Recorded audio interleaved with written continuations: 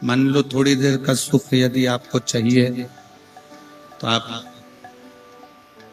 थोड़ा धन वैभव में डूबने का प्रयास करो, सुख आपको मिल जाए। और थोड़ी देर का सुख चाहिए तो पत्नी, बच्चे, परिवार में डूबने का प्रयास करो, सुख मिल जाए। पर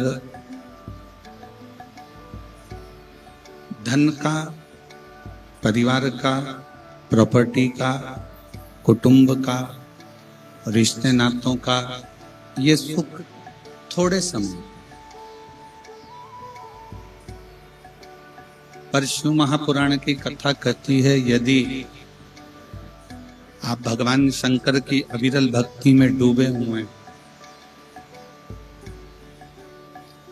आप बूढ़ा देव की अविरल भक्ति में डूबे हुए हैं, आप शंकर भगवान की अविरल भक्ति में डूबे हैं, शिव तत्व में डूबे हैं, शंकर की कथा में डूबे हैं, तो ये जो सुख है ये थोड़ी देर का नहीं होगा। भगवान की कथा का जो सुख है वो कुछ क्षण का नहीं होता, कुछ देर का नहीं होता। भगवान शंकर की कथा का सुख अजर और अमर होता।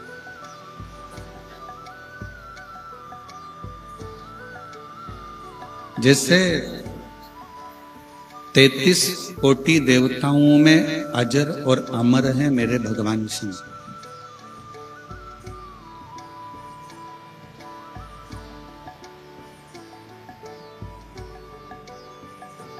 और उन्होंने माता सती को भी अमर बनाने का प्रयास किया था और अमरनाथ जी की गुफा में जाकर कथा सुनाई, कुंभज ऋषि के यहाँ जाकर कथा सुनवाई। पर माता सती उस कथा को नहीं सुन। भगवान शंकर के जितने जितने विवाह हुए हैं, शिव जी की जितनी धर्म पत्नियों का लेख, उमा, कात्यायनी, कुष्मांडा, स्कंदा, जितनी ललिता, जितनी जितनी देवियों का नाम हमारे यहाँ शास्त्रों में कहा जाता है, शिव जी जितनी जितनी देवियों का संग भगवान शंकर का मंगल विवाह रहा, सबको भगवान शंकर अमर करने का प्रयास कर रहे हैं। सब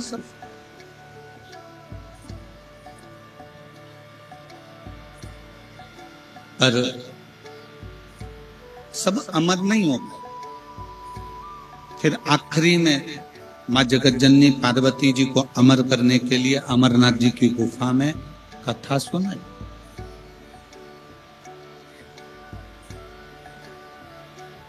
और अमरनाथ जी की गुफा में जब कथा सुनाई तो भी पार्वती का चित्त नहीं रमा।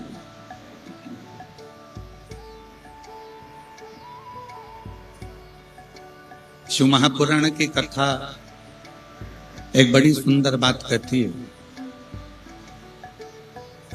शिव कथा कहती है कि जो शंकर भगवान के मंदिर तक जाता है या शंकर भगवान की अविरल भक्ति को धारण करता है या शिव महापुराण की कथा को श्रवण करता है या भगवान शंकर की भक्ति में जो रमता है, वो उम्र से भले अमर ना हो पर वो अपने कर्म से जरूर अमर हो जाए।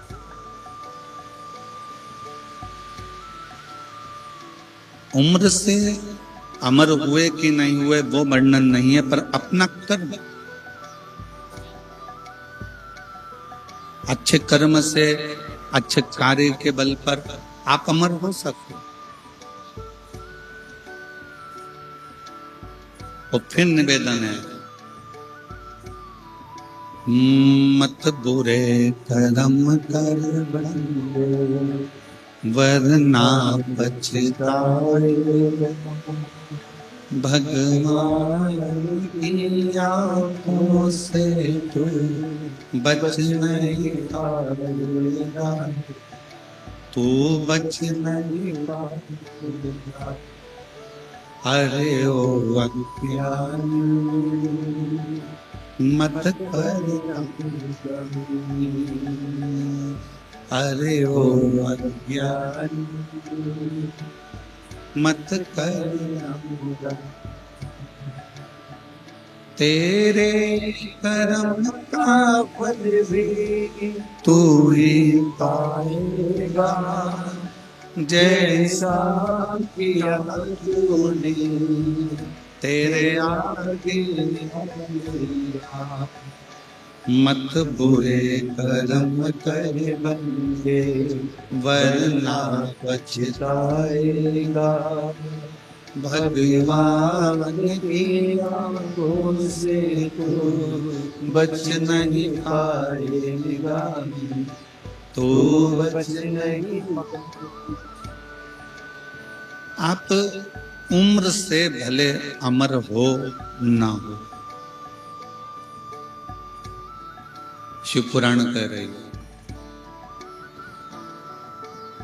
जितनी उम्र परमात्मा ने लिख कर भेजी है वो उम्र तो आपकी रहेगी। जितनी उम्र लिखा कर लेकर आए हो वो उम्र तो तुम्हारी रहेगी। उम्र से तुम अमर हो कि नहीं हो वो बात अलग है, पर शिव पुराण की कथा कहती है कि अपने कर्म से कोई कर्म अपनी जिंदगी का ऐसा करो, किसी भूखे को भोजन कराना, प्यासे को पानी पिलाना, किसी बीमार व्यक्ति की औषधि कराना, कोई शिक्षा ग्रहण करना चाहता है उसकी शिक्षा की व्यवस्था करना, ये ऐसा कर्म है कि जिस कर्म के बल पर व्यक्ति अमर हो जाता, वो मर भी गया तो भी लोग उसको याद करते। और मेरी जीजियों, मेरे जीजाओं, मेरी बेटियों, बेटाओं, मेरी माओं, मेरे भाई, मैं पूरे कांकेर क्षेत्र की इस पोपपुर की कथा के जितने भी श्रोता भाई बहन हैं उनको धन्यवाद देता हूं कि आप लोग शिव महापुराण के तत्व को जाने। अपने अपने घर से कोई खिचड़ी बनाकर लाया, कोई हलवा बनाकर लाया, कोई कुछ बनाकर लाया, अपने आसपास में बैठे हुए 15, 20, 25 लोगों को छोटी छोटी प्लेट में या छोटे छोटे कागज में दोने में आपने खाने को दिया। मतलब आप जानते हो कि शिव महापुराण में मुंह झूठा कराने का फल क्या होता है, ये आप जानते हो।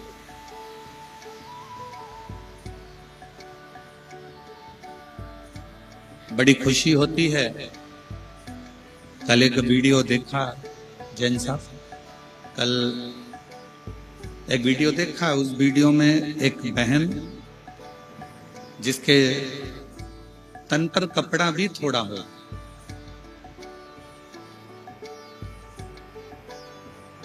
छोटा सा झोला है उसका, कोई पन्नी की, सफेद कलर का, और वो रोड के किनारे पर खड़ी होकर कागज में निकाल निकाल कर खिचड़ी, चावल, और चावल के ऊपर कोई सब्जी डाल रही थी, लंबी लंबी फली की, वो डालकर और सबको दे रहे थे। उस वीडियो पर जो कमेंट्स लोगों ने लिखे वो ये लिखे कि दान करने वाले की कोई हैसियत नहीं होती, दान करने वाले का दिल होता, दिल।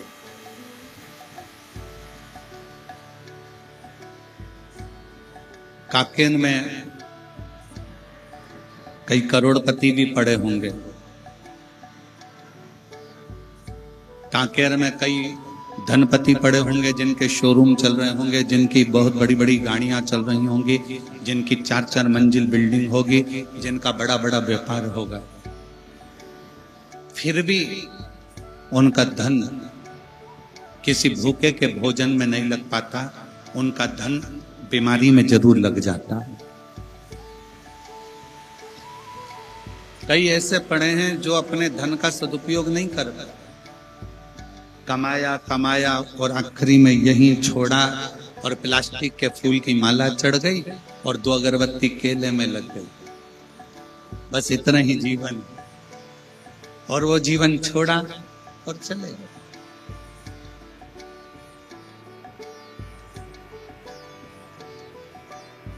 जरूरी नहीं कि आप बहुत बड़ा भंडारा करोगे तो प्रसिद्ध हो, जरूरी नहीं कि बहुत बड़ा आयोजन करोगे तो प्रसिद्ध हो।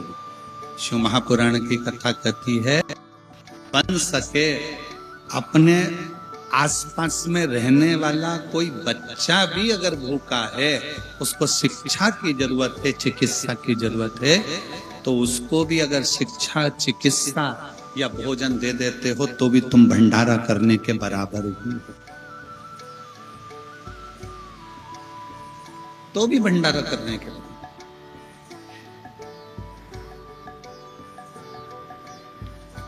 हमारी बिटले सेवा समिति कुबेरेश्वर धाम अन्न क्षेत्र तो चलाता है निशुल्क, जिसमें 25 से 50 हजार लोग रोज भोजन करते हैं। एम्बुलेंस भी चलाता है जिससे मरीज को उसके घर तक छोड़ा जाए, चिकित्सा भी कराता है।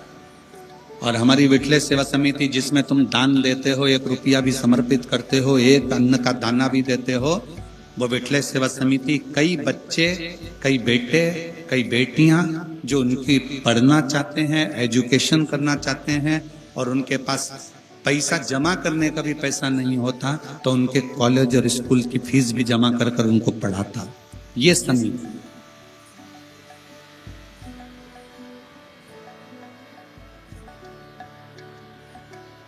इसको प्रथमता कहते। और मैं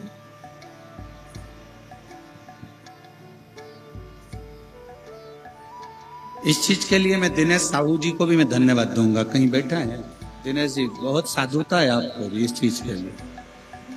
छत्तीसगढ़ में कोई बच्चे को पढ़ना रहता है या कोई पत्र सीहोर पहुंचता है तो हम दिनेश भाई को फोन कर देते हैं, दिनेश भैया जरा देखिएगा ये बच्चा है, इसका स्कूल का मालूम करो, इसके कॉलेज का मालूम करो। फिर ये सूचना करके सीहोर सूचना करते हैं, फिर वहां से सूचना प्राप्त होती है। और अब तो जैन साहब भी जुड़ गए हैं और हमको रोज गाड़ी में लेकर आते हैं ट्रेवल्स वाले, ट्रांसपोर्ट वाले, वो साहू जी भी जुड़े हैं। ऐसे कई नहीं। रायपुर में अग्रवाल हैं बसंत जी, वो जुड़े हुए हैं। ऐसे सब। एक हमारे कानपुर के लालू भाई सोनी जी हैं, एक बच्ची का फोन आया कि आश्रम पर की हमारी फीस होना है और ऐसा है, स्कूल से निकाल दिया गया है क्योंकि हमारे पास में हमारी माँ बीमार पड़ गई थी और उसका कोई पैसा नहीं जमा कर पाया।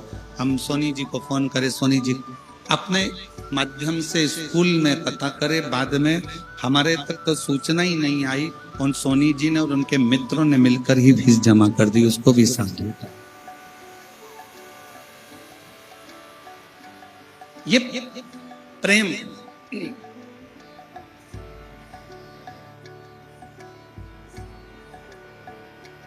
जरूरी नहीं कि आप बहुत बड़ा भंडारा करेंगे तो आपकी प्रसिद्धि रहेगी।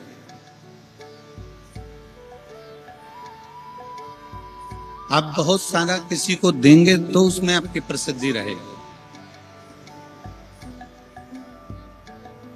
शिव महापुराण की सबसे बड़ी पूंजी है, आपके परिवार में पहले देखो कि परिवार में कोई दुखी है तो उसको सुखी करने का प्रयास करो।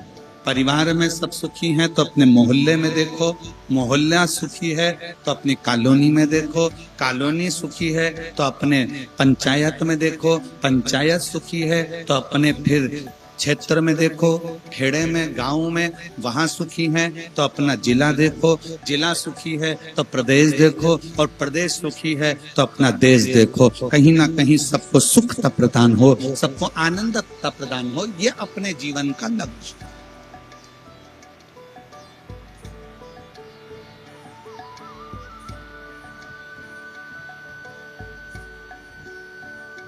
और जिंदगी मिली है,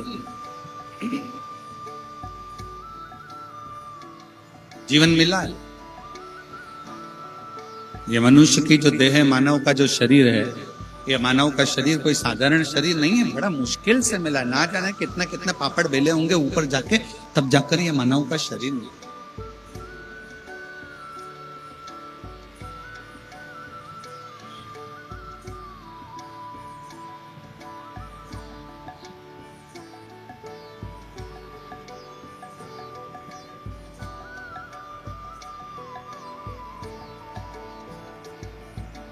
और ना जाने कितना कितना भगवान से प्रार्थना करी होगी, विनय करा होगा, निवेदन करा होगा, तब जाकर यह मानव का शरीर मिला। स्वयं माता पार्वती जी ने शंकर भगवान से महाकाल वन में, उज्जैनी में एक प्रश्न खड़ा कर दिया।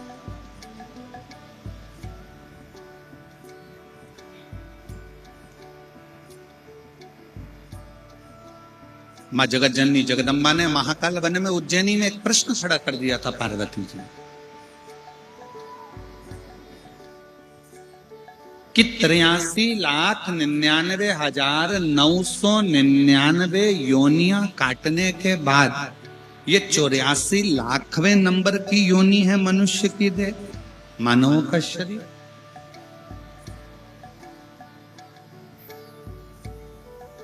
और 83,99,999 योनियां काटने के बाद जो ये मानव की योनि मिली है, मनुष्य शरीर मिला है, मानव की देह मिली है, ये मानव की देह क्या पूर्व के कर्म के अनुसार मिली है? भगवान ओघड़दानी मेरे काल अधिपति महाकाल राजा ने कहा, सुनो पार्वती, हे पार्वती सुनो, पूर्व के कर्म भोगते भोगते भोगते भोगते मनुष्य मानव की देह तक आता है, पर मनुष्य देह प्राप्त होने के बाद उसको आगे क्या करना है, ये उसका खुद का प्रारब्ध कह जाता, स्वतः स्वयं।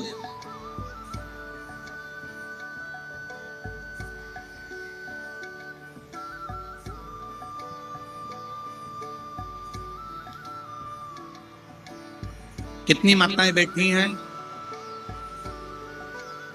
जो शंकर जी के मंदिर में एक लोटा जल चढ़ाती हैं? रख लो। मेरे कितने बेटे, कितनी बेटी और कितने मेरे जीजा बैठे हैं जो शंकर जी के मंदिर में एक लोटा जल चढ़ाते हैं? धन्यवाद, रख लो। आपको मालूम है कि शिव के मंदिर में जब तुम जल चढ़ाने के लिए जाते हो, अपने घर का एक लोटा भरकर शंकर जी के मंदिर तक लेकर जाते हो, उस बीच में तुम कितनों का कल्याण कर देते हो?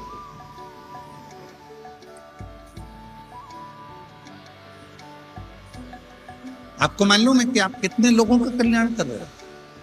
आपको ये नहीं मालूम, दुनिया के लोगों को लगता है कि किसी पर पैसा खर्च करोगे तो कल्याण होगा। ना ना ना, किसी को कपड़ा दोगे तो कल्याण होगा, किसी को भोजन दोगे तो कल्याण होगा, किसी को वस्त्र दोगे तो कल्याण होगा, किसी को आभूषण दोगे तो कल्याण होगा, किसी को सोना चांदी दोगे तो कल्याण होगा। ना, शिव महापुराण की कथा कहती है, आप जब भरा हुआ लोटा लेकर, कलश लेकर, घर से भरा हुआ पात्र लेकर जब निकल कर मंदिर के लिए जाते हो, उतनी दूर में कोई गाड़ी वाला, कोई निकलने वाला आपके मुख का दर्शन कर लेता है, भरा हुआ बर्तन उसके सामने से निकल जाता है, तो उसका सुबह सुबह का समय शुभ हो जाता है और उसका कल्याण हो।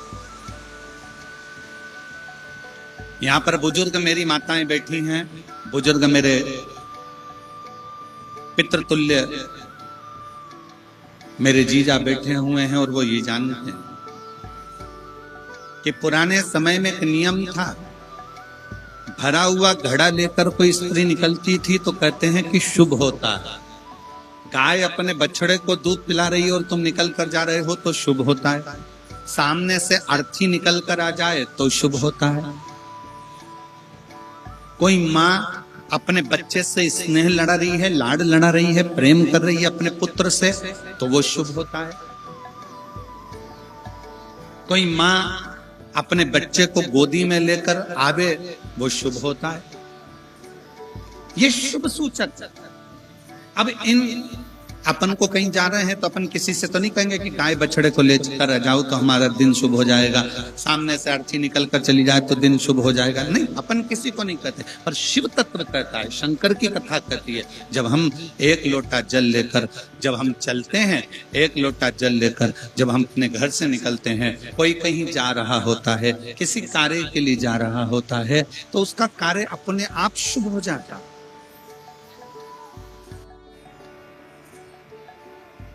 और आज फिर कहूंगा, इस व्यासपीठ के माध्यम से जितने शिव भक्त इस कथा को सुन रहे हैं, तीनों पंडालों में पांव रखने की जगह नहीं है। पीछे के टेंट, साइड के टेंट जितने लगाए गए हैं यजमान ने, सब भरे पड़े हुए हैं और कई लोग बाहर धूप में भी खड़े हुए हैं। कई लोग आज इस व्यासपीठ के माध्यम से फिर कहूंगा कि आप शंकर जी की कथा को 7 दिन तक लगातार दिल से सुन रहे हो, तो ये मानकर चलना कि मेरा भोले बाबा भी 3 महीने में तुम्हारी गोदी झोली जरूर भरेगा।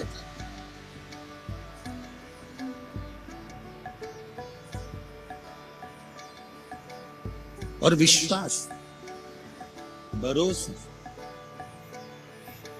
जब एक विश्वास दृढ़ होता है, भरोसा दृढ़ होता है, तो शिव को मिलने में देरी नहीं लगती,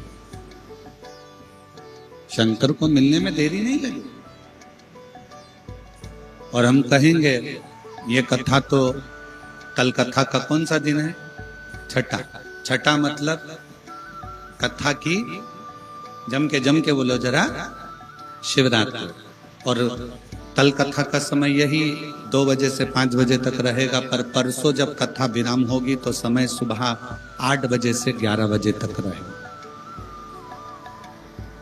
और हमारा एक निवेदन प्रशासन से निवेदन रहेगा कि कल की कथा के बाद में रात्रि को जो श्रोता भाई बहन सुबह की कथा के लिए आते हैं, हमारा निवेदन प्रशासन से, यहाँ के कलेक्टर महोदय, SP, SSP, IG, DIG, commissioner, SDM, tehsildar, यहाँ के सभी पदाधिकारियों से है कि कल कथा होने के बाद में, कल जो रात्रि का जो दिन होता है, कल की रात्रि का, कई शुभ भक्त रात को सफर कर कर आते हैं, तो निवेदन इतना सा है कि कल रात को जो गाड़ियां आए वो बहुत दूर ना रोकी जाए, जिससे किसी को कोई तकलीफ ना हो, नजदीक तक नहीं पहुंचे। केवल एक रात्रि की बात है, क्योंकि ये शिव भक्त जो रात्रि को आएंगे, हो सकता है बहुत सारे जीव जंतु आसपास में रहते हैं, कोई परेशानी किसी को ना हो। वन विभाग की टीम तो यहाँ पर मौजूद है ही, संभाल ही रही है, पूरा वन विभाग इसको देख रहा है। पर निवेदन हमारा इतना सा है यहाँ पर कलेक्टर महोदय, SP, SSP, DIG, IG, commissioner आदि सबसे, कि वो निवेदन कि कल का रात्रि के जो भक्त आने वाले हैं, उन भक्तों को नजदीक तक गाड़ियां आए और उनको कोई परेशानी ना हो, जिससे सुबह 8 बजे से 11 बजे तक परसों की कथा होकर सब अपने अपने गंतव्य की ओर चलें। शिव तत्व। और दिल से सुनो, ये कथा तो 7 तारीख को विराम हो जाएगी। 10 तारीख से 16 तारीख तक त्रिवेणी संगम, गंगा यमुना सरस्वती का मिलन स्थल, सेक्टर नंबर 21, पीपा पुल नंबर 1, और त्रिवेणी के ही तट पर, जैसे ये पहाड़ दिख रहा है, जहां कथा होगी वैसे ही त्रिवेणी बाजू में से बह रही होगी, और वहीं पर विशाल पंडाल लगकर 10 तारीख से 16 तारीख तक प्रयाग मेले में, कुंभ के मेले में, जो 144 वर्ष बाद पड़ा है, ऐसे कुंभ के साक्षी बनो और सब आओ और ऐसे ही पंडाल में बैठकर शिव महापुराण की कथा श्रवण कर अपने जीवन को धन्य बनाए। बाद में मौका नहीं मिलेगा। 144 साल बाद जब वापिस ये महाकुंभ आएगा तब आप और हम नहीं रहेंगे, पर वो 144 साल जब कुंभ आएगा तो आपके और हमारे घर के लोग कहेंगे कि त्रिवेणी के तट पर बैठकर शिव पुराण की कथा प्रयाग में श्रवण करनी थी। हमारे दादा ने, परदादा ने, हमारे पिता ने, हमारी माता ने, हमारे घर के लोगों ने वहां जाकर कुंभ के मेले में त्रिवेणी के तट पर दोपहर में 1 बजे से 4 बजे तक बैठकर कथा का लाभ लिया। सुनो, और पूरे कानपुर वालों से, लखनऊ वालों से, प्रयागराज वासियों से और आसपास के जितने भी उत्तर प्रदेश वासी, उनसे भी निवेदन है, ये मौका बार बार नहीं मिलेगा। आओ और शिव महापुराण की कथा त्रिवेणी के संगम पर 7 दिन सुनकर अपने जीवन को धन्य। 7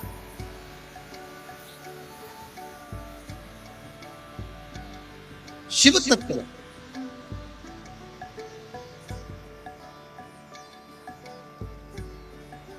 पार्वती जी शिव जी से कहती हैं कि मनुष्य देह मिली, मानव का शरीर मिला, और ये मानव का शरीर जीव के कल्याण। तो कई लोग कहते हैं कि हम किसी का क्या भला कर सकते हैं। आप 1 लोटा जल अगर मंदिर में चढ़ाने के लिए जा रहे हो, 1 लोटा जल लेकर शंकर के मंदिर जा रहे हो, तो ये मानकर चलो कि तुमको जो देख रहा है, लोटा भरकर जब मंदिर तक जाओगे, मंदिर से वापस आओगे, जितने लोग आपका दर्शन करेंगे उनका मंगल कार्य अपने आप होगा, उनके कार्य में सफलता अपने आप मिलती चलेगी। शिव महापुराण की विद्येश्वर संहिता कहती है, शिव महापुराण की विद्येश्वर संहिता कहती है कि श्री शिवाय नमस्तुभ्यम, बोलने वाले का मात्र मुख का दर्शन करते हैं तो हमारे सारे पाप समाप्त हो जाते हैं, हजारों अश्वमेध यज्ञ का फल प्राप्त हो जाता है। तो जरा विचार करो, जो लोटा भरकर जल चढ़ाने जा रहा होगा, लोटा भरकर जो पानी लेकर शिव मंदिर के लिए जा रहा होगा, दिल से श्री शिवाय नमस्तुभ्यम बोलता बोलता जा रहा होगा, वो ना जाने कितने कितने जीवों का कल्याण करता जा रहा होगा, कितने जीवों का कल्याण। शिव तत्व इसी को कहते, शंकरो घड़ी इसी को कहते।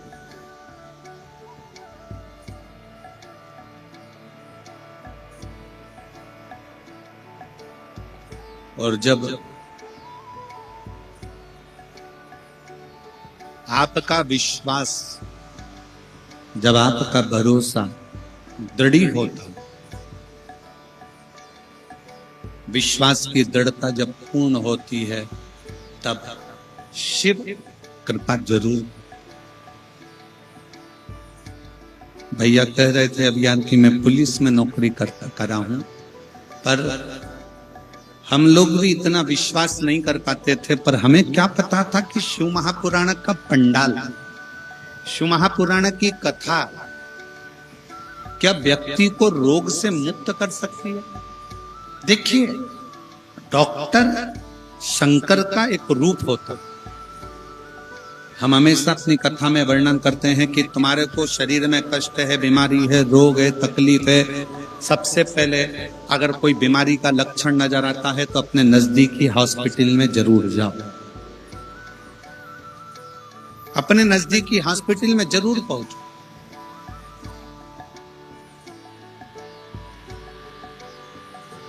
हमारे बीच में श्री आशाराम नेताम जी, विधायक विधानसभा क्षेत्र क्रमांक 81 कांकेर से पधारे हैं। मैं आमंत्रित करता हूं व्यासपीठ का पूजन करें। शिव तत्व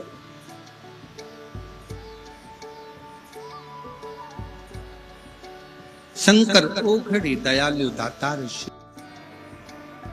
शिव महापुराण की कथा कहती है, शिव पुराण वर्णन।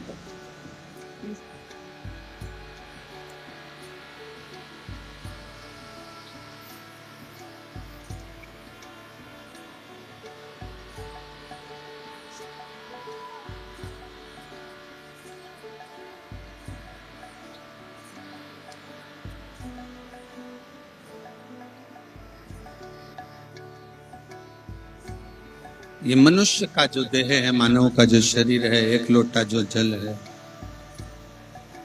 वो कहीं ना कहीं किसी ना किसी रूप में सबका हित करता। आप किस भरोसे पर,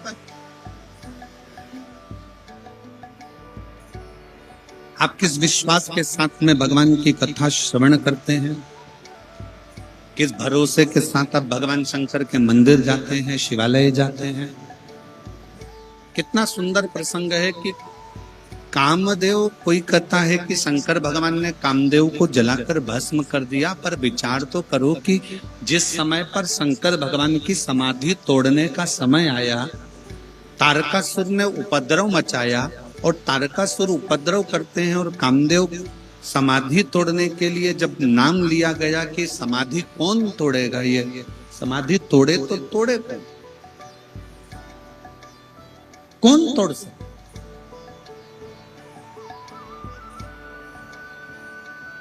इंद्र से कहा, आप क्या शंकर जी की समाधि तोड़ सकते हो? इंद्र ने कहा नहीं। भगवान नारायण से पूछा गया, क्या आप शिव जी की समाधि को तोड़ सकते हो? नहीं। ब्रह्मा जी से कहा गया, आप शंकर जी की समाधि तोड़ सकते हो? नहीं। 33 कोटि देवी देवता एक जगह पर एकत्रित हो गए, सबकी मीटिंग चालू हो गई, सब बैठ गए, सब बैठकर बातें करने लगे। 33 कोटि देवताओं ने आपस में बैठकर ये मीटिंग करी कि शंकर भगवान की जब तक समाधि नहीं टूटेगी तब तक उनकी संतान नहीं होगी, और संतान नहीं होगी तब तक वो तारकासुर मरेगा।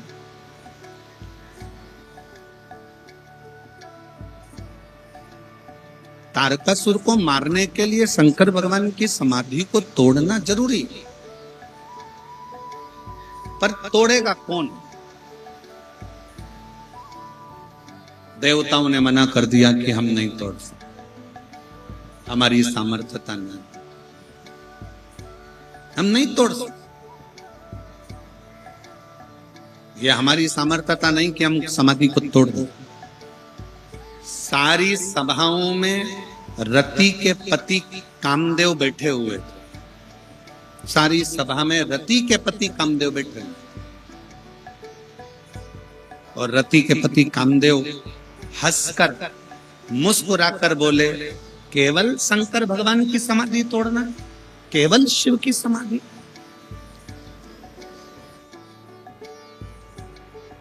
और फिर निवेदन है,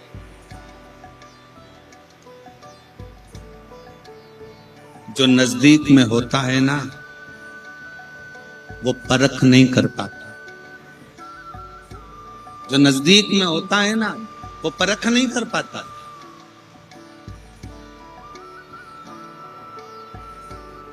आधे से ज्यादा तो घर के लोग अपने बच्चों का विल पावर कमजोर कर देते। तेरे बस का नहीं है, तू आगे नहीं बढ़ सकता, तू एग्जाम पास नहीं कर सकता, तू ये नहीं कर सकता, तेरी सरकारी नौकरी नहीं लग सकती, क्यों फालतू के पीछे पड़ा हुआ है, चल दुकान पर जाना चालू कर, व्यापार चालू कर, काम धंधा चालू कर। बल्कि अपने घर के बच्चों का विल पावर मजबूत करिए और अपने घर के बच्चों से कहो, भले जंगल में रहते हैं, भले अपन कहीं पर भी निवास कर रहे हो, भले अपना कामकाज ज्यादा नहीं है, पर मुझे विश्वास है बेटा, तू एक ना एक दिन नाम रोशन जरूर करेगा। कर मेहनत, अपनी लगन से, तू अपनी लगनता से काम कर, एक दिन तू नाम रोशन जरूर करेगा। तो ये निश्चित है, आपका दिया गया संस्कार, आपका करी हुई मेहनत और आपका किया गया वचन, आपके बच्चों को जब आप बल दोगे तो एक दिन अच्छा काम करेगा, तो एक दिन अच्छा कर सकता है। तुझमें वो बल है तो सब कुछ कर सकता है। तू डॉक्टर भी बन सकता है तो तू इंजीनियर भी बन सकता है, तू कलेक्टर भी बन सकता है तो एसपी भी बन सकता है। तुझमें वो बल है, कर मेहनत, पढ़ाई कर, मेहनत को 4 गुना बढ़ा, अच्छा काम कर, देख फिर तू एक ऊंचे सिंहासन पर बैठेगा। जब हम अपने बच्चों को बल देते हैं, अपने बच्चों को आगे बढ़ाने की क्षमता प्रदान करते हैं, तो एक दिन उस घर का बच्चा अपना नाम रोशन जरूर करता, जरूर। अब पहले से ही आपने विचार कर लिया तेरे बस का। शिव तत्व किसको कर?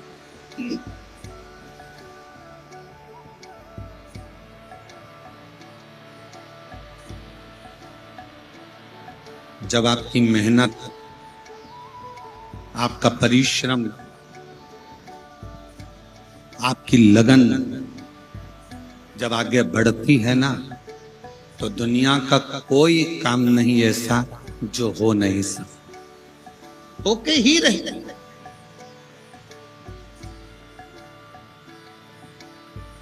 अब व्यक्ति पहले से ही सोच ले मेरे बस का है ही नहीं, मेरे बस का है ही नहीं, मेरे बस का है ही नहीं। शिव महापुराण की कथा सुनने के लिए आए, एक बात बहुत अच्छे से याद करना, बहुत ध्यान देना। भारत की भूमि के, विश्व के जितने डॉक्टर हैं वो शंकर का एक रूप है। शरीर में रोग आया, बीमारी आई, तकलीफ आई, सबसे पहले अपने प्राथमिक उपचार केंद्र में जाओ, डॉक्टर को दिखाओ, नजदीकी डॉक्टर को दिखाओ, हॉस्पिटल में जाकर जांच कराओ, हॉस्पिटल में जांच करवाई है, डॉक्टर को दिखाई है।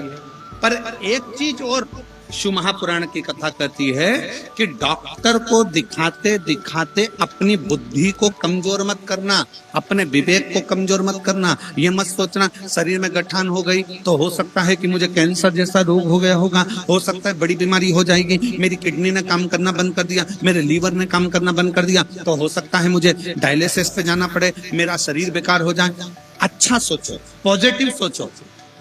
गठान भी हो गई ना, कोई बात नहीं, अगर गठान हुई है तो मैं शंकर जी को एक लोटा जल चढ़ाती हूँ, यह भी गारंटी है कि मुझे बड़ा रोग हो ही नहीं सकता, मुझे बड़ी बीमारी नहीं हो सकती, बड़ा रोग नहीं हो सकता, मेरे को बड़ी बीमारी कभी नहीं आ सकती, क्योंकि मैं शंकर की पूजन करती हूँ, स्मरण करती हूँ, भक्ति करती हूँ, भजन करती हूँ, एक लोटा जल समर्पित करती हूँ। जब आपने अपने दिल को मजबूत कर लिया, अपने विचारों को मजबूत कर लिया, अपने मन को मजबूत कर लिया, तो बड़ा रोग भी अगर आया होगा तो चुटकी में कटकर बाहर निकल गया होगा, चुटकी में वो रोग कटा।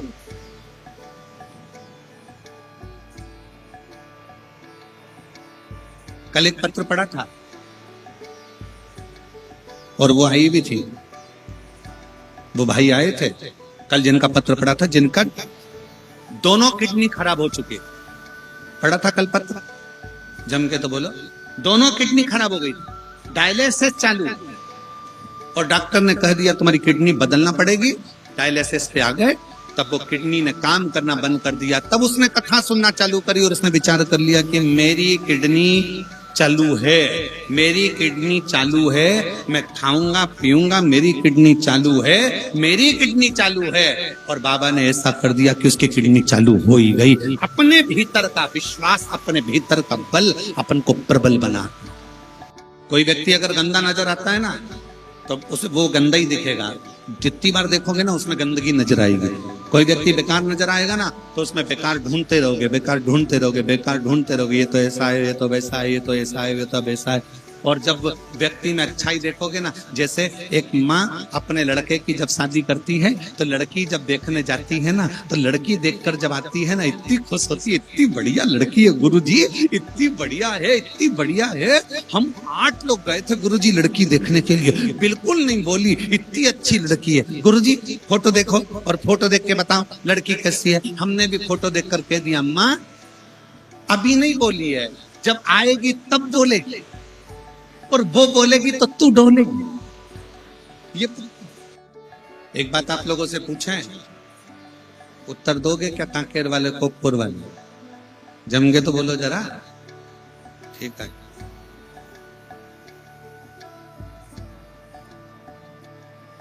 दुनिया में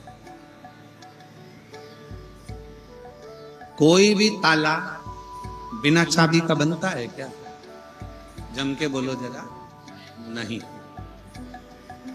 पुरानी से पुरानी फिल्में बनी हो, वीडियो बनी हो, उनको भी निकालना, तहखाने बने हो, खजाने की फिल्म बनी हो, वो भी निकाल लेना, उसमें भी कोई ना कोई चाबी ताले की जरूर। जब बिना चाबी का कोई ताला नहीं होता, ताला बना है तो उसकी चाबी भी जरूर होगी। उसी तरह जिंदगी में अगर समस्या आई है तो उसकी चाबी शिव पुराण में जरूर होगी। कि प्रत्येक ताले की चाबी होती है तो प्रत्येक समस्या का हल एक लोटा। अच्छा, कई लोगों ने कहा गुरुजी आप कहते हो कि प्रत्येक ताले की चाबी होती है और आप तो कहते हो सारी समस्या का हल एक लोटा जल, तो एक लोटे में सारी समस्या। हमने कहा चाबी का गुच्छा ही लोटा, एक ही गुच्छे में सारी चाबी डली हुई है। अच्छा चलो, मेरी जीजियां उत्तर दे, मेरे जीजा उनसे तो मैं पूछ नहीं सकता ये वाला प्रश्न, तो मेरी जितनी जीजियां बेटियां बैठी हैं वो उत्तर देना, मेरी माताएं उत्तर देंगी। तुम्हारे घर में हल्दी है, मिर्ची, नमक, धनिया, गरम मसाला, हींग, जीरा, राई, ठीक है। सबके डब्बे अलग अलग है ना, कि सबको मिला के रख दिया? सबके डब्बे अलग अलग, पर डब्बे भले अलग अलग हैं, पर मेरी माता इतनी चतुर होती है कि वो डब्बा रोज नहीं खोलना पड़े, इसलिए एक मसालदानी रखती है, उसमें छोटे छोटे खन होते हैं, उसमें हल्दी मिर्ची सब भर लेती है, छोटी सी चम्मच डाल लेती है, उसका ढक्कन ढका रहता है। बोलो है कि नहीं? जम के बोलो जरा, है ना? बस वो छोटी सी मसालदानी में सारा मसाला है, अलग से डब्बे खोलने की जरूरत नहीं है। जो मसाला चाहिए मसालदानी खोलो, सब मसाले एक साथ मिल जाते हैं। उसी तरह शिव महापुराण वो मसालदानी है जिसमें सारा मसाला है, जब खोलो कुछ ना कुछ मिल जाए। बीमारी आ गई, शिव महापुराण का बेलपत्र वाला प्रयोग करो। तकलीफ आ गई, पुष्प वाला प्रयोग करो। शरीर का रोग आया, चर्म रोग आ गया, आम के पत्ते। भगवान देवादिदेव महादेव, भगवान शिव, ओगड़दानी, त्रिकालदर्शी, कैलाशी, विनाशी शंकर की कथा कर रहे हैं, शिव तत्व कर रहे हैं। शिव महापुराण की कथा वर्णन कर रही है।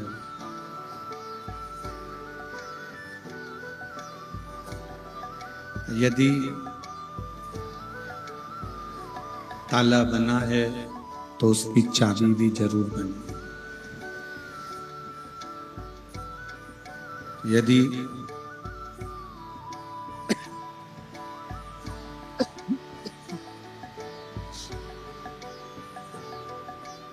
ताला बना है तो उसकी चाबी भी जरूर बने।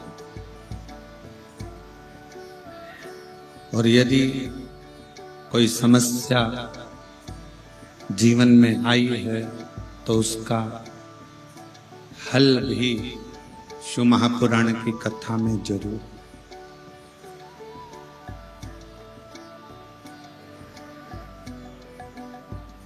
दुख आया है, तकलीफ आई है, कष्ट आया है, उसका निराकरण कहीं ना कहीं शिव महापुराण में है। रिटर्न थोड़ा सा, शिव महापुराण में उसका हल है।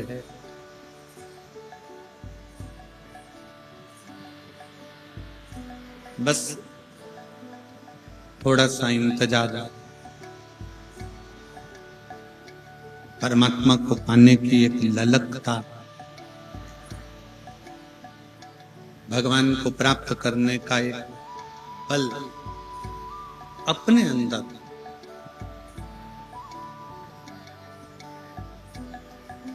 और शिव महापुराण की कथा एक बड़ी सुंदर बात कहती है, अपने हृदय में उतारिएगा कि दुनिया में सब कुछ हार जाए ना चले। शिव महापुराण की कथा कहती है दुनिया में सब कुछ हार जाए चलेगा, पर अपना विश्वास, अपना आत्मविश्वास कभी हारना नहीं चाहिए, तो वापिस प्राप्त हो सकता है। जो गया हुआ है ना, उसको वापिस पाने का तरीका है हमारे विश्वास, हमारा भरोसा।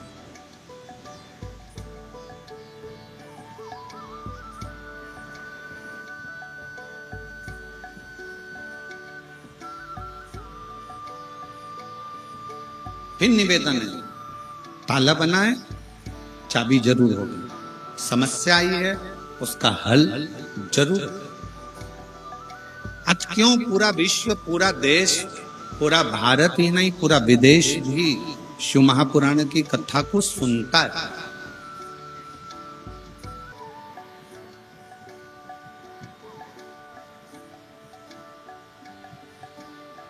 ऐसे घने जंगल में जरा विचार करिएगा कि ये लाखों की संख्या में शिव भक्त अगर आकर कथा श्रवण कर रहे हैं तो कुछ तो मेरे बाबा ने इनको दिया होगा और कुछ तो मेरा बाबा इनकी झोली में डालकर भेजेगा, तब तो ये कथा में।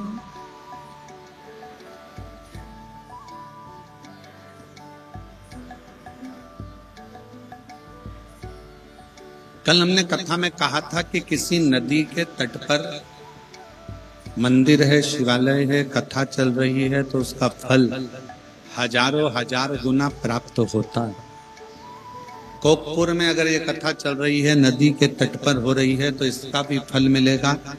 और जो प्रयागराज में कथा सुनने त्रिवेणी के घाट पर आ रहे हैं, वो ये सोच कर आना कि ना जाने शंकर भगवान तुम्हें क्या क्या देकर भेजेगा, ये वही जान सकता है, ये उसके ऊपर है।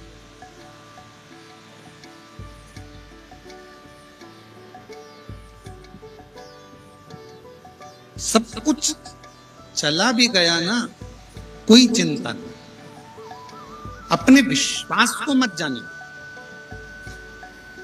अपने ऊपर भरोसा पक्का रखना, अपने शिव पर भरोसा पक्का रखना कि मेरा बाबा तुम्हें कभी डूबने नहीं देगा।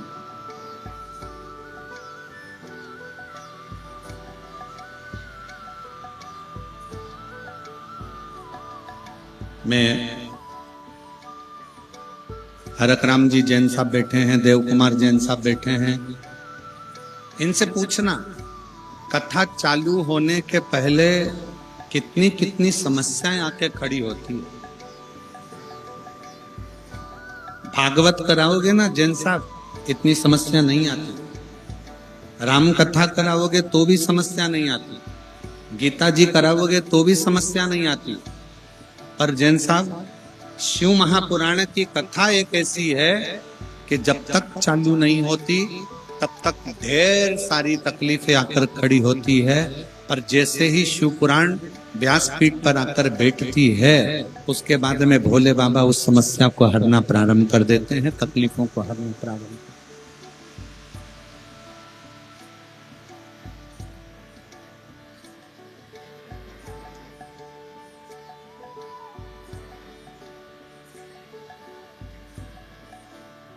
उत्तर प्रदेश में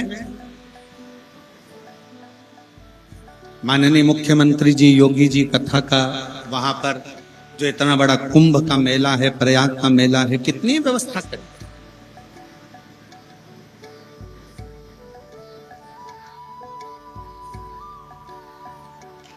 अब इतनी लाखों करोड़ों पब्लिक के लिए व्यवस्था करना कोई सहज है क्या?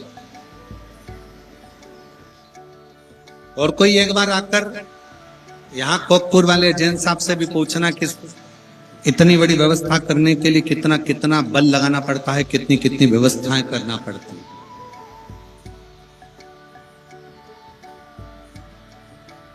जब यहाँ लाखों में भक्त आते हैं तो इतनी व्यवस्थाएं करना पड़ती है। और तो प्रयागराज की भूमि पर तो जब कुंभ का मेला लगा है तो करोड़ों में भक्त आते हैं, तो सरकार को कितनी व्यवस्था करना पड़ती है।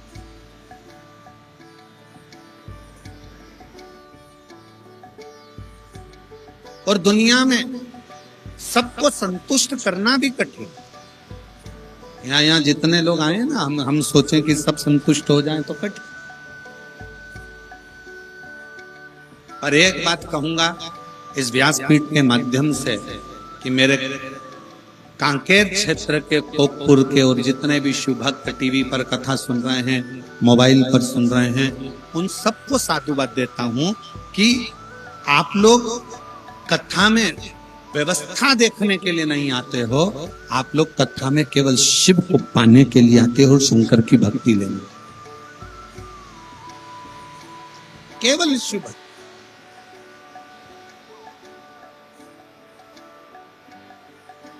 सवाल लगी है, 33 कोटि देवता बैठे हैं, सबने कह दिया शंकर जी की समाधि को हम नहीं तोड़ सकते। और तारकासुर को मारने के लिए शिव की समाधि तोड़ना जरूरी है। कौन तोड़े? भगवान नारायण ने मना कर दिया, ब्रह्मा जी ने मना कर दिया, इंद्र ने मना कर दिया, गरुण वरुण सब ने मना कर दिया। 33 कोटि देवताओं ने समाधि तोड़ने का मना कर दिया। तब रति के पति कामदेव, उनके मन में आया कि शंकर भगवान की समाधि मैं चुटकी में तोड़ दे।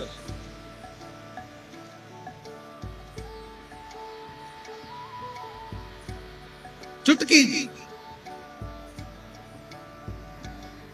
और ये बड़ा विचित्र है, बहुत सावधान होकर सुनिएगा, बहुत सावधान होकर। दूर के ढोल, जम के बोलो जरा, दूर के ढोल सुहावन। शंकर भगवान कौन है? कामदेव के। कामदेव के शंकर भगवान कौन लगते हैं? साधु भाई। शिव जी हैं सती के पति, कामदेव है रति के पति। रति भी दक्ष प्रजापति की बेटी और सती भी दक्ष प्रजापति की बेटी। दोनों साधु भाई हैं और दोनों एक दूसरे को जानते हैं। तो कामदेव ने शंकर को ये सोच लिया, शिव जी को, कि ये तो समाधि में यूं तोड़ दूंगा।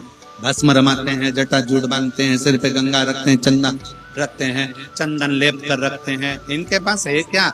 करोड़ों की दौलत नहीं, धन नहीं, वैभव नहीं, संपदा नहीं, सत्ता नहीं, कुछ भी तो शंकर के पास नहीं है।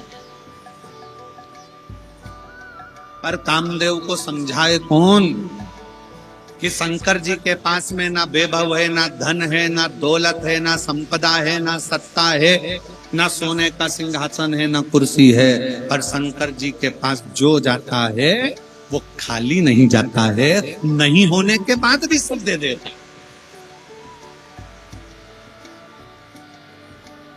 शिव जी के पास कुछ भी नहीं है, फिर भी किसी को खाली नहीं भेजता।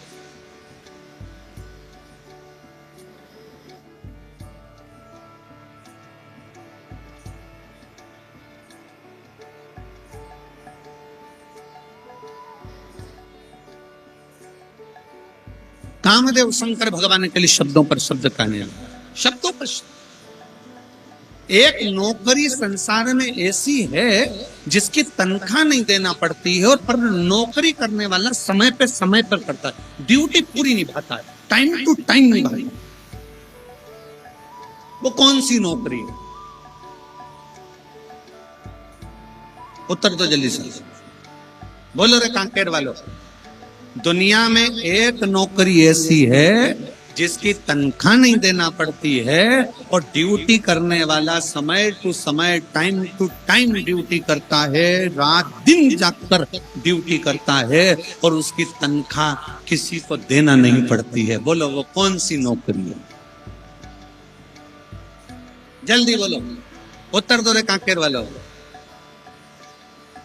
कौन बनेगा करोड़पति? उत्तर दीजिए जल्दी से। कौन सी नौकरी है जिसकी तनख्वाह नहीं देना पड़ती है? कौन सी नौकरी है जो टाइम टू टाइम करना पड़ती है? कौन सी नौकरी है जो दिन रात करी? क्या बोल रहे हैं? पत्नी की। हे भगवान, श्रीमती की नौकरी करने दो, उसकी तनख्वाह नहीं देगा। अच्छा सुनने तो दो, वो जीजी क्या बोल रही है? हाँ बोलो जीजी। ना ना ना ना ना, वो कौन सी नौकरी है जिसकी तनख्वाह नहीं देना पड़ती है, और नौकरी करने वाले को टाइम टू टाइम जाना पड़ता है, ड्यूटी पूरी करना पड़ती है? वो है निंदा की नौकरी, चुगली की नौकरी।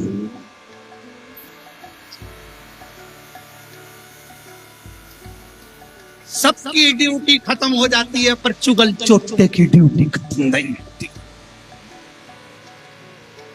सबको तनख्वाह देना पड़ती है। देखो, विधायक जी से पूछना, सांसद जी से पूछना, कलेक्टर से पूछो, एसपी से पूछो, मुख्यमंत्री जी से पूछो, प्रधानमंत्री जी से पूछो, बड़े बड़े महाराजों से पूछो, बड़े बड़े मिनिस्टर से पूछो कि उनको अपना प्रचार करने का पैसा देना पड़ता है, पर चुगल चोटे को पैसा नहीं देना पड़ता, वो अपने आप प्रचार करता है, अपने। निंदा करने वाला एक ऐसा ड्यूटी करता है कि बस वो दिन रात 24 घंटे एक ही काम करता है कि इसकी निंदा कैसे करना, इसकी निंदा कैसे करना, इसकी बुराई कैसे करना। उसको कोई तनख्वाह नहीं देता, पर वो पूरी ड्यूटी निभाता है टाइम टू टाइम। रात मिलेगा तो मोबाइल लेके बैठ जाएगा, एक दो कमेंट्स तो कर ही देगा। नशे में भी होगा बेवड़ा तो भी कमेंट्स कर देगा, ड्यूटी पूरी निभाता। निंदक चुगल चोटा, निंदक की नौकरी।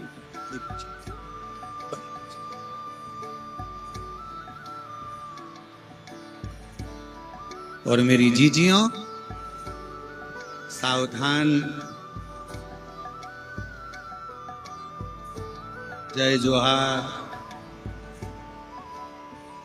सावधान।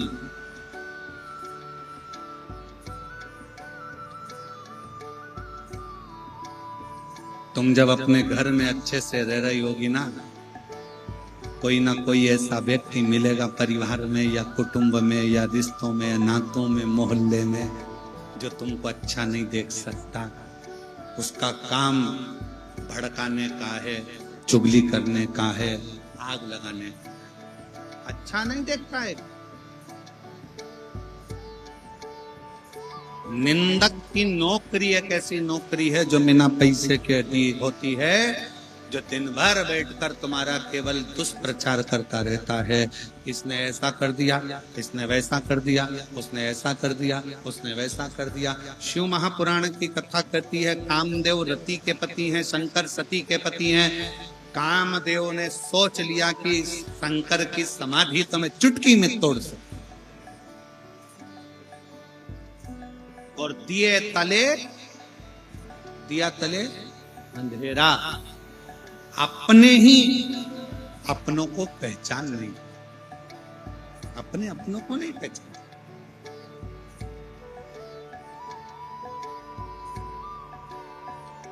जब कोकपुर में कथा हो रही होगी ना, तो कांकेर के कई लोग विचार कर रहे होंगे, हो कोकपुर में कहाँ कथा होगी, इतना छोटा सा तो गांव, कौन कराएगा, कहां होगी, कैसे होगी।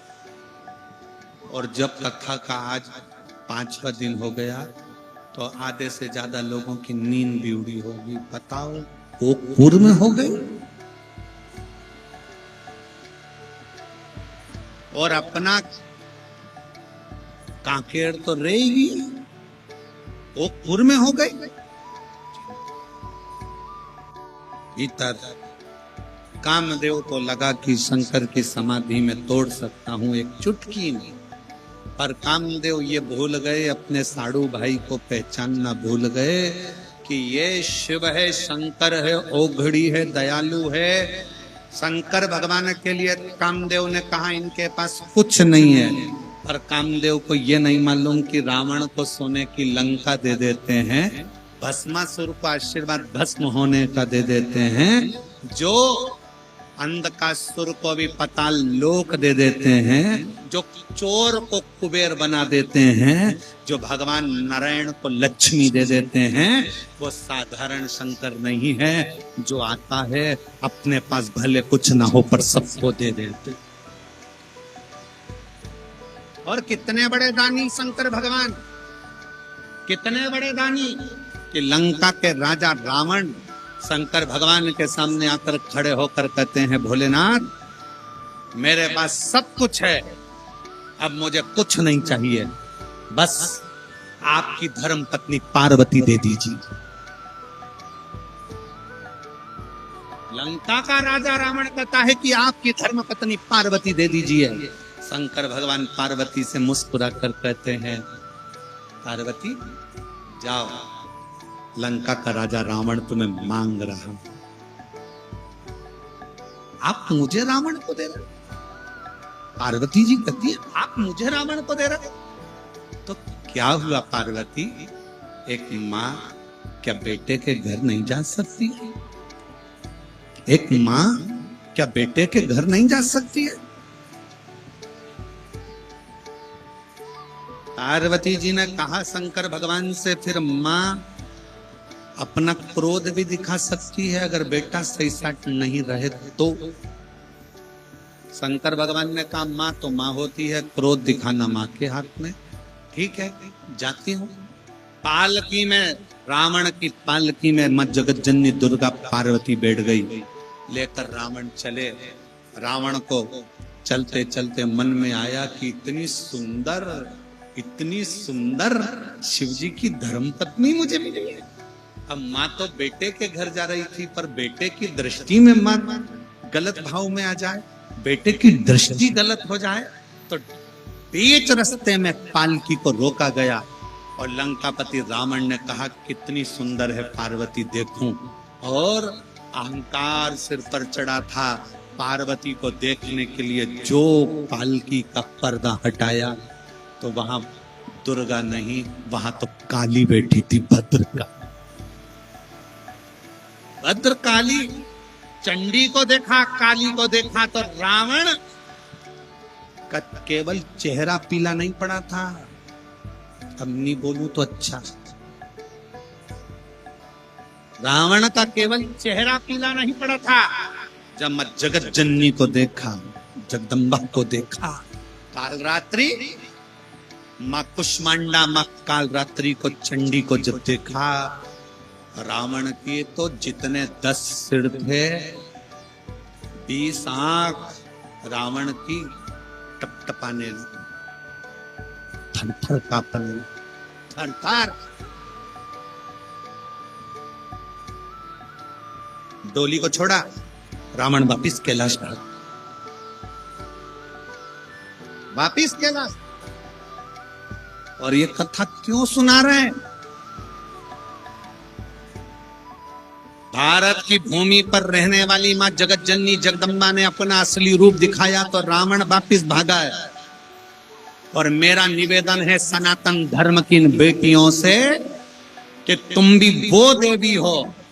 कोई तुमको अगर आंख उठाकर देख ले तो तुम भी अपना चंडी का रूप दिखाने में पीछे मत हट जाओ।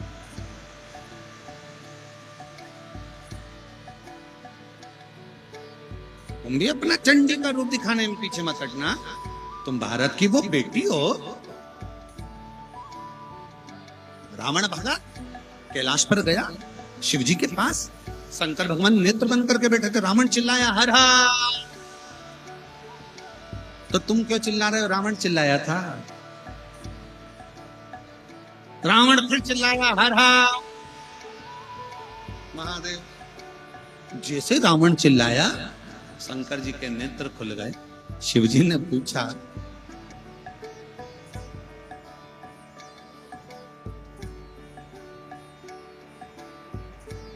शंकर भगवान कुछ बोलते उससे पहले शंकर जी ने नेत्र खोल के वापिस नेत्र बंद कर दिए। क्यों? कमरे में पिता, माता और बच्चा तीनों।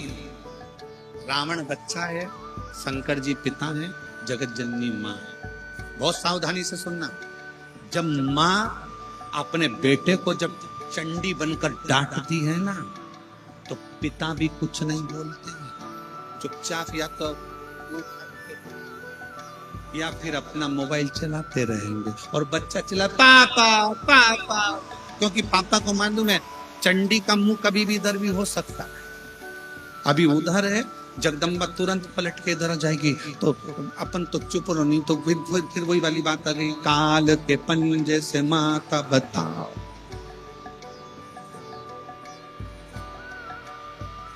अभी वो भैया कह रहे थे ना, भैया क्या बोले थे कि जिसकी तनख्वाह नहीं देना पड़ती, कौन सी नौकरी है? तो कहा श्रीमती की नौकरी। तो ये फिर चिल्ला काल के पंजे से मत। शंकर भगवान ने नेत्र बंद कर लिया, वापस खोले, नेत्र बंद करे, क्योंकि शिव जी को मालूम है कि रावण अगर आया है और रावण आएगा, और जगत जननी ने उधर अपना रूप दिखा दिया है। बच्चा अगर चिल्ला रहा है तो माँ कुछ हित करना चाहती है, माँ बच्चे का कुछ हित करना चाहती है, माँ बच्चे को कुछ अच्छा देना चाहती है। बोले नहीं।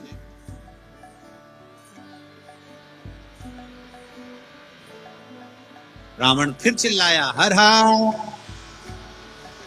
रावण ने फिर आवाज लगाई, और रावण ने जैसे ही आवाज लगाई, आवाज लगाते से ही रावण ने जैसे ही आवाज लगाई, चिल्लाते ही रावण ने पुनः शिव जी का फिर ध्यान, शंकर का फिर। अब क्या देखा रावण ने? पार्वती जी को रावण लेकर गया था। रावण, शंकर भगवान नेत्र खोलकर बोले, रावण क्या बात है? लंकाधिपति रावण ने कहा, प्रभु माता जी के क्रोध को थोड़ा सा शांत करवा दीजिए। शंकर भगवान बोले, उनका क्रोध शांत कराने के लिए तो जमीन पे हम लेट जाते हैं, वो जीवान निकाल लेती है, हम कुछ नहीं कर सकते। अब कौन शांत करेगा? शिव जी ने कहा, तुमने गलत दृष्टि से देखा है, तुम जाओ निवेदन करो, विनय करो। माँ का हृदय बड़ा कोमल हृदय होता है। दुनिया में सबसे ज्यादा कोमल अगर कोई है तो वो जगत की माँ है। दुनिया में सबसे ज्यादा कोमल है तो वो घर में रहने वाली बूढ़ी माँ है। बहू ताने पर ताना देती है तो भी अपने कान के बुंदे, गले की चेन सास अपनी बहू को ही देती। बेटा अपशब्द पर अपशब्द करता है तो भी माँ अपने बेटे के लिए दुआ करती है, संतान सप्तमी का व्रत करती है। केवल एक माँ दुनिया में ऐसी होती है जो हजारों ताने सहकर भी देती है। दुनिया में दो माँ, एक अपने घर में रहने वाली बूढ़ी माँ और एक पूरे जगत को दूध पिलाने वाली गौ माँ। गौ माता कटने के बाद भी दुआ देती है, बेटा मैं बूढ़ी हो गई थी तो कहीं मुझे रख देते, पर मुझे काटते तो नहीं। माँ, जगत की माँ, माँ।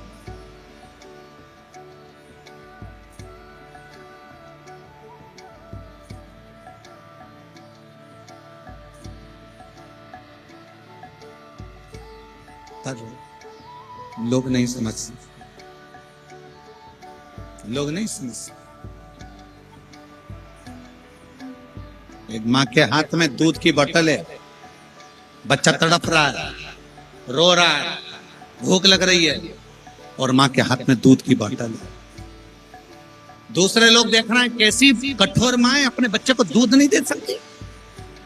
पर माँ जानती है दूध की बोतल में जो दूध भरा है ना बहुत गर्म है, मेरा बच्चे का मुंह जल जाएगा। बच्चा भी नहीं समझ पा रहा है कि मेरे माँ के हाथ में दूध रखा है तो देती क्यों नहीं है। आसपास के लोग कह रहे हैं माँ के हाथ में दूध रखा है, बच्चे को पिलाती क्यों नहीं है। पर माँ अंदर से जानती है कि मेरे बच्चे का मुंह जल जाए।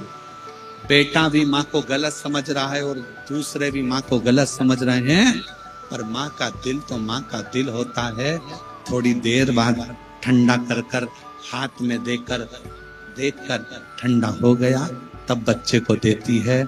माँ एक ऐसी होती है जो दुनिया के ताने सहकर भी अपनी औलाद को दुआ देती है, वो जगत की माँ होती है। वो माँ हो।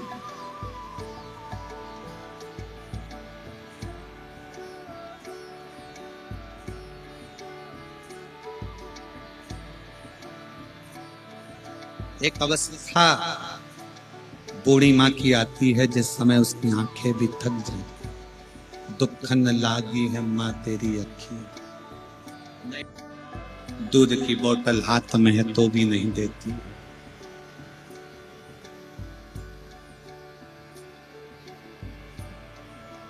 माँ तू कितनी प्यारी, तू कितनी प्यारी प्यारी, ओ माँ, ओ माँ, ओ माँ। शिव कह रहा है मैं नहीं बोल सकता, तुमने माँ का अपमान करा है, तुम मैं आज के बेटों से कहना चाहता हूं, दुनिया का दिल दुख गया ना चलेगा, पर अगर माँ का दिल दुख गए तो जिंदगी में रोना जरूर पड़े ना पड़े। माता का हृदय ना दो। रावण, तुम मुझको कुछ कहता ना चल जाता, पर तू जगत जननी पर गलत दृष्टि, जगदम्बा पर गलत दृष्टि। तो रावण समझा नहीं।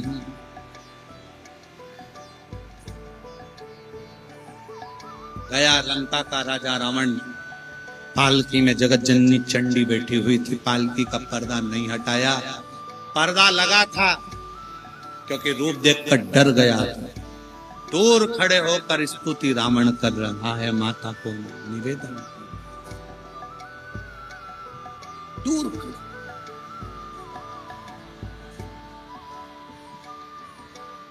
पूत कपूत सुने पर ना माता सुनी माता। हे, हम बेटे हैं, गलती हो गई।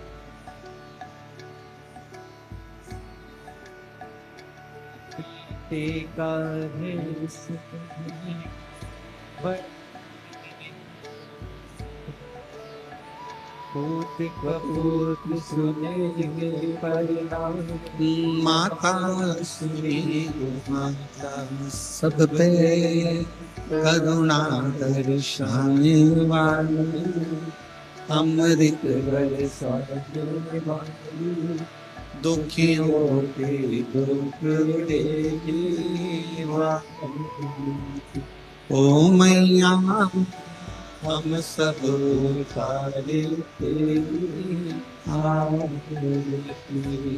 और रावण, अम्बे तू है जगदम्बे काली, जय तेरे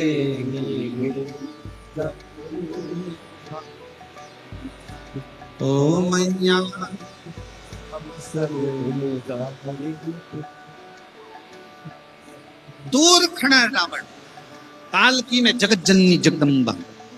एक बार पर्दा खोलकर जो चंडी का रूप देखा है, दूसरी बार पर्दा नहीं खोलता।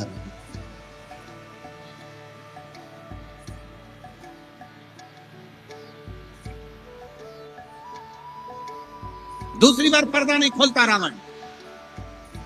पर्दा खोले तो कैसे कैसे? दूर खड़ा है।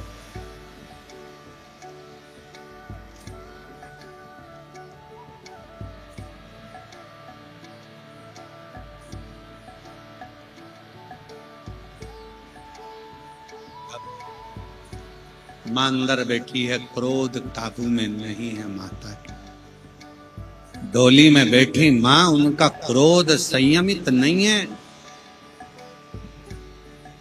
पिता क्रोध करते हैं तो अपने क्रोध को संयम में कर लेते हैं, पर मां क्रोध करती है तो मुख से बोलती है, और बच्चों को लगता कितनी बोल रही है मम्मी, बहू से इतना झगड़ा कर रही है, इससे बोल रही है, बेटों को बोलती, बहू को बोलती। जब माँ गुस्से में आती है तो वो अपने किसी को नहीं छोड़ती। माँ जगतजननी जब शंकर पर लात रख देती है तो अपने पुत्रों को क्या ज्ञान। माँ क्रोध में आती है, बच्चों को भी नहीं गिनती, बहुओं को भी नहीं गिनती, पति को भी नहीं गिनती। जब क्रोध में जगतजननी आती है, माँ आती है तो सबको कह देती है। आज बेटे ने गलत दृष्टि दी, गलत दृष्टि दी। भगवान शिव गोगर्दानी त्रिकालदर्शी की कथा कहती है। भगवान शिव का आनंदमय भाव लंकापति रावण ने दर्शन किया। गौरी शंकर विराजमान होते हैं, सुंदर कुंदकेश्वर महादेव पधारते हैं। जोरदार ताली बजाकर स्वागत करिएगा। और बड़े आनंद के साथ भगवान शिव जी के मंगलमय कथा आज 5वें दिन की विराम ले रही है।